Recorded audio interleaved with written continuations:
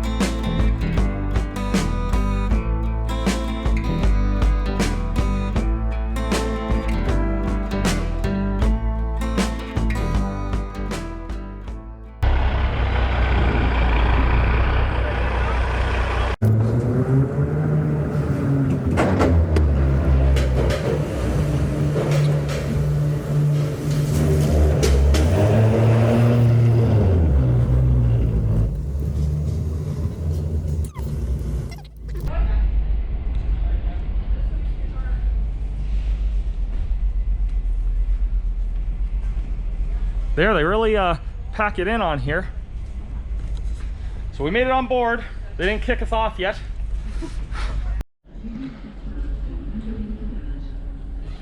There's the bow. Yeah, this is a nice place in here. Feels very cruise ship like. All the electrical outlets on the Fundy roads are European and operate at 230 volts and 50 hertz. They will not accept North American plugs and may cause severe electrical damage to unprotected devices.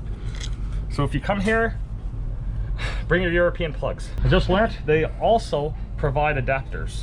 So if you forgot those plugs, it's fine.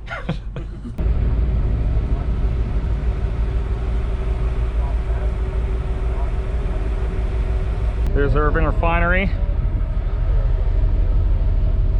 and we know the Redhead battery, canna port out there. You almost can imagine that you're taking the ferry to Mykonos and not over to Digby on a day like this.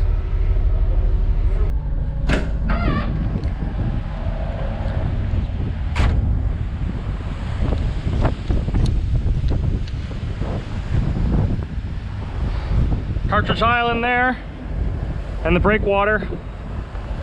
You can see all the crude ships out, waiting to go on the mono buoy or come in here to Courtney Bay.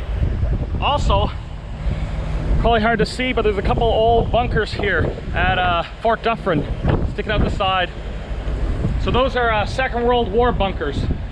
In behind me, this is Partridge Island. In the German records, even though we hear about a lot of U-boats being in the Bay of Fundy, there's only 2 confirmed cases where U-boats are definitely have been inside the Bay of Fundy. And one time they had actually come off of Partridge Island and they stayed submerged and watched with the periscope for, I believe it was 3 nights and 4 days, just observing the traffic in the harbor to determine if St. John was a very important port for shipping.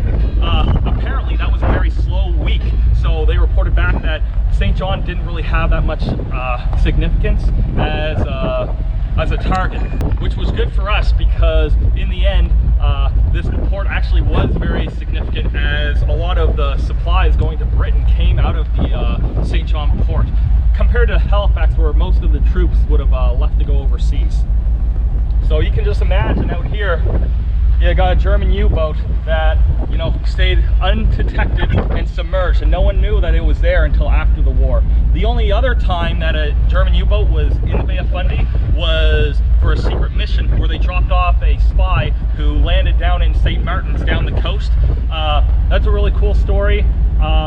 He ended up going to St. Martin's, got on the train to St. John, and then ended up going all the way, take another train to Montreal, blew all of his money. As soon as he ran out of funds, he then turned himself into the authorities, said, hey, I'm a German spy, and he surrendered.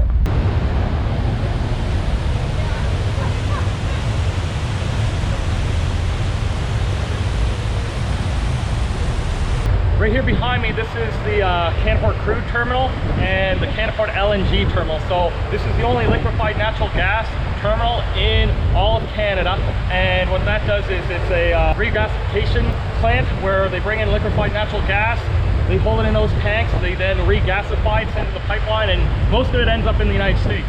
This crude terminal, right here they have a floating mono buoy, and that's what that ship is on right now. And what that does is the ships that are too big to get into Courtney Bay, they'll have to tie up here.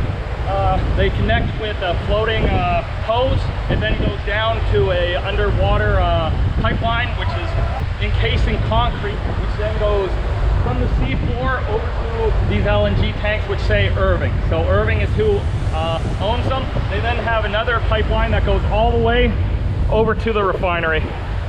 So just for scale, that mono buoy that the cruise ship's tied to, that's the height of a 3-story building.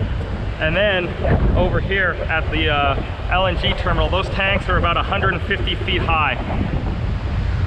And you can see where it says Irving. So when you come into the St. John Harbor, you're greeted by an Irving sign. So here's a little description of how the ship got its name, the Fundy Rose. And it's named after Rose Fortune. So during the first half of the 19th century, Rose Fortune was one of the Annapolis Royal's most notable and respected figures, and for a very good reason. She was a black loyalist born into slavery who came to Nova Scotia in search of freedom. She was a wife, mother, entrepreneur, and successful businesswoman. She was the first female police officer in Canada, and in fact, her great-great-granddaughter would go on to become Canada's first black mayor. So that's why they decided to go with this name, Fundy Rose. Another interesting fact about names, the old boat, the Princess of Acadia, originally I believe it was supposed to be called the New Nova, and while it was being built here in St. John, they decided, well, New Nova just means new, so they decided to go with the next name, which was the Princess of Acadia. This is my favorite lounge section up here at the bow.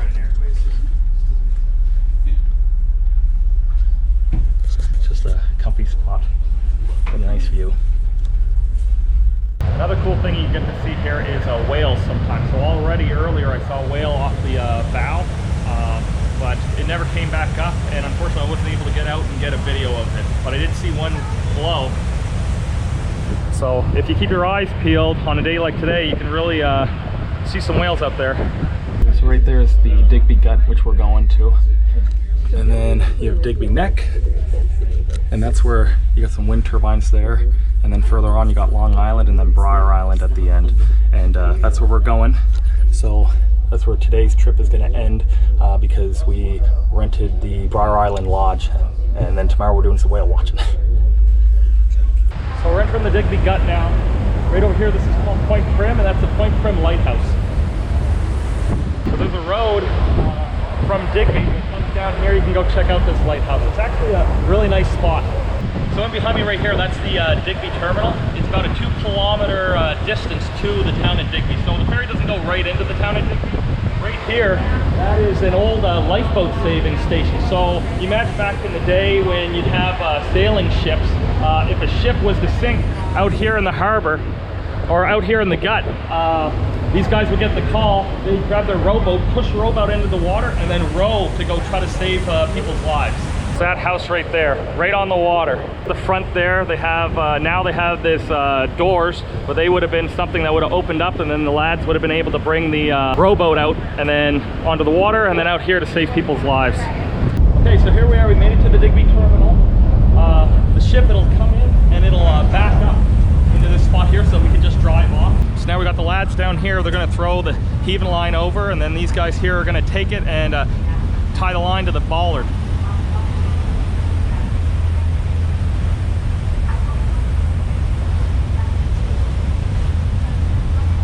It's a nice throw. So you know he's done that before.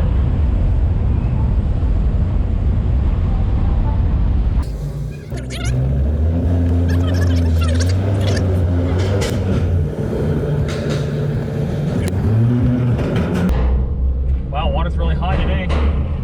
We got extreme tides of the month right now, so this is really a high tide. Boom, we made it. So now we're here at the Digby terminal. I gotta go park over here.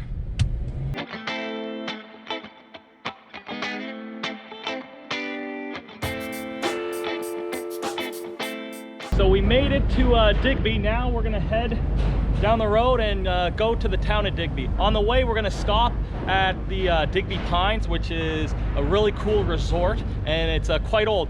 Babe Ruth used to come up from the States and go to this resort, and they have a great golf course there as well.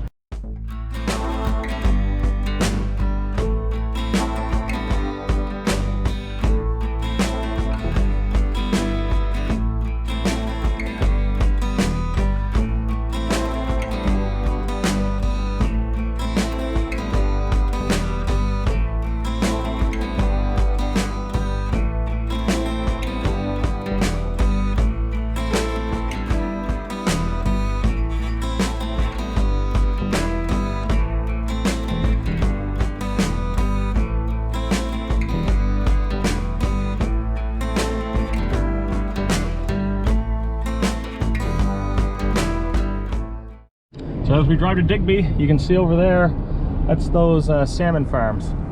Pulling into the Digby Pines Resort.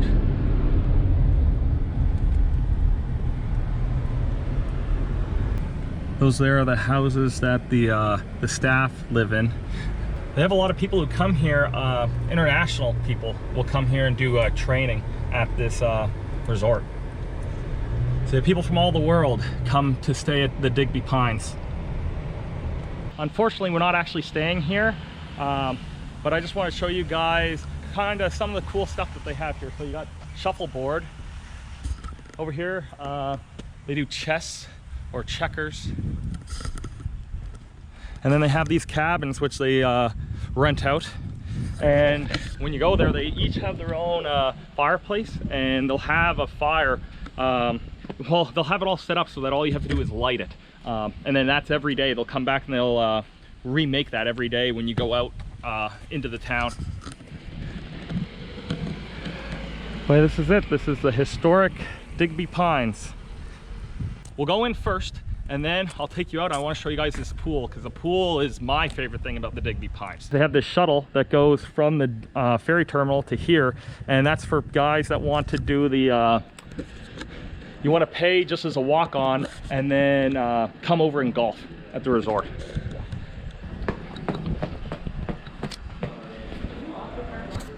You have Babe Ruth, who used to come here golfing, and then a little bit of description about the place. And then here's a authentic Babe Ruth signature. Yeah, 1936, a long time ago.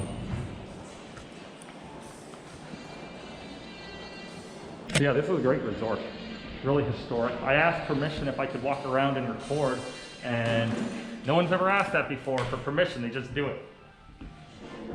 Oh yeah, this is great. We have to wear masks, obviously, for the COVID. This is nice. That's the pool over here. And then you got a nice view of Digby, downtown Digby. So that goes up to the rooms. Staircase. And we're going downstairs. So down here, because I've been to the Digby Pines before, stayed here, this is where you get your meals. This is where you have dinner, breakfast. They used to have a little gift shop here, but I see it must have closed down due to the pandemic.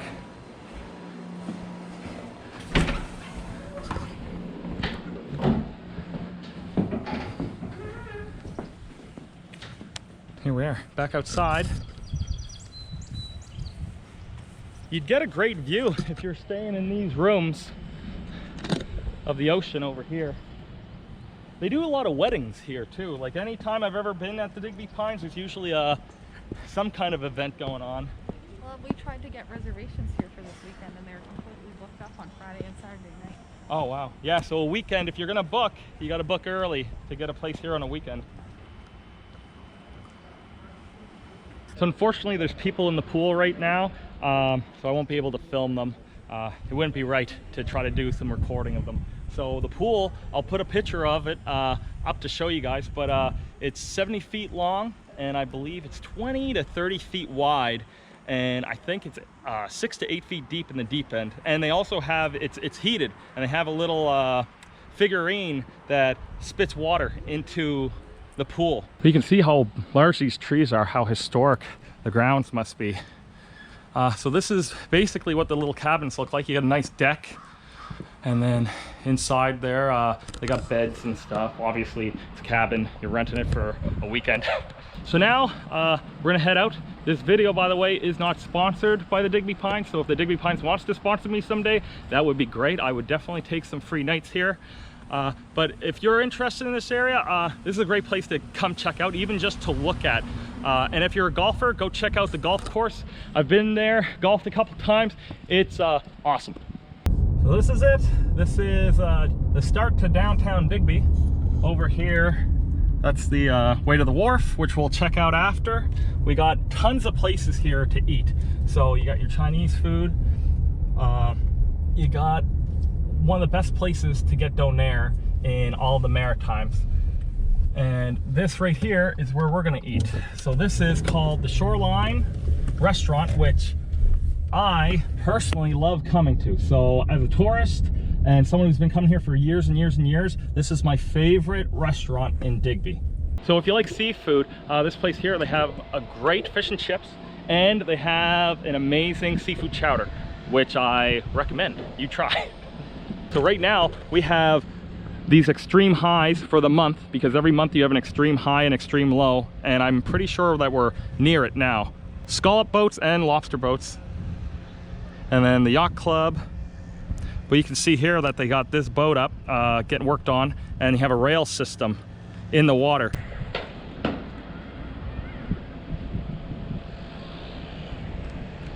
So here's a quick look at the menu. I mean, they have something here for everybody, I think. That's what I'm getting though. I already know. Seafood chowder, my favorite thing. So we ordered our food, and I thought while I was waiting, I'll run down here and show you guys this really cool war memorial that they have. I think it's really well done. Yeah, downtown Digby. This is the strip right here. You see it's a First World War soldier. Merchant Navy, World War I, World War II. At the going down of the sun, and in the morning we will remember them. He's got the Lee Enfield rifle, and he's kilted too, so he's a Scottish Canadian. And then we have these old cannons here with Queen Victoria's insignia. Oh, interesting. So it's a rifled barrel. So they had a sleeve they put in here, it's rifled, and you can't really see it now, but I'm pretty sure there's a sleeve, but it's been painted over, and that's where you get these lines. And what they would do is, instead of having cannonballs, and because the British had so many smoothbore cannons, but because of technology, the velocity and their effectiveness was just, and accuracy as well, was not up to snuff of like modern guns and things that were more rifled. But because they had so many of these, they wanted to save money, so all they did was they came up with a technique where they would rifle these barrels, and then they would use a cylinder shape projectile with lugs all around it, and then that would spin out as it gets shot out of this cannon. Boom, and then there you go. So there, Victorian cannon, manufactured 1840s, weight 4,730 pounds. Digby historic fortification. These two cannons, this one and this one, were originally part of the 7 cannons located on the cannon's banks near the Fisherman's Wharf. The other 5 are now located along the waterfront to the south in Loyalist Park. All 7 bear the insignia of Queen Victoria. Town Blockhouse 1830, located directly atop the hill behind the War Memorial, had a commanding view of the entire basin. So we know that the blockhouse was up here on this hill. And there we got some of the names. So I don't know about all my viewers, maybe you have a cousin or a relative here, but I always love that memorial. It's a nice one. And there's Ricardo Pizza, which is my other favorite place to go when I come to Digby. They have the best donairs around. Also, you might have noticed I had to change my shirt. It was getting way too hot here. I don't know, it must be about 25 degrees, feels like 30 something here. It's awesome. So this is why I love coming to the shoreline, and they got the best seafood chowder you're ever gonna have. There's some lobster bits, and then look at these Digby scallops, you know, and for scale, it's pretty big. So, largest type of scallop on earth is here in the Bay of Fundy and the Gulf of Maine. So if you had ones about this size or bigger, you know where they came from. So it's nice to know how these are so fresh, because the boats over there are the ones that harvested these scallops. So they're coming directly from the fishery here. Yeah, look at that. Clam, what was it again? It's a clam? Clam sandwich or something Clam like sandwich. on a bun. Wow. It was $14. Local deep fried whole clams, nice. So here we are, this is down at the Digby Wharf. So this is all the commercial fishing. So these smaller boats, they're lobster boats, and the bigger ones, they're scallop draggers. And then over here, you got the Digby Pines up on the hill. And the Shoreline Restaurant where we just were. Down at this waterfront park, you can see all the flags of the Dominion of Canada. So this is all the provinces and territories represented. On the other side of the lighthouse, there's even more of these cannons, the other ones. Looks like they have a little farmer's market or something going on today. They're kind of selling little things around. But looking at that, that's pretty cool. So 42, 1, 38, 39, 1841. And then Queen Victoria insignia. So that's going to be it for here for part 1 of this video. Stay tuned. Part 2, we're going to drive down to Briar Island. So you'll get to see that kind of adventure, see what we find on the way. Thanks for watching.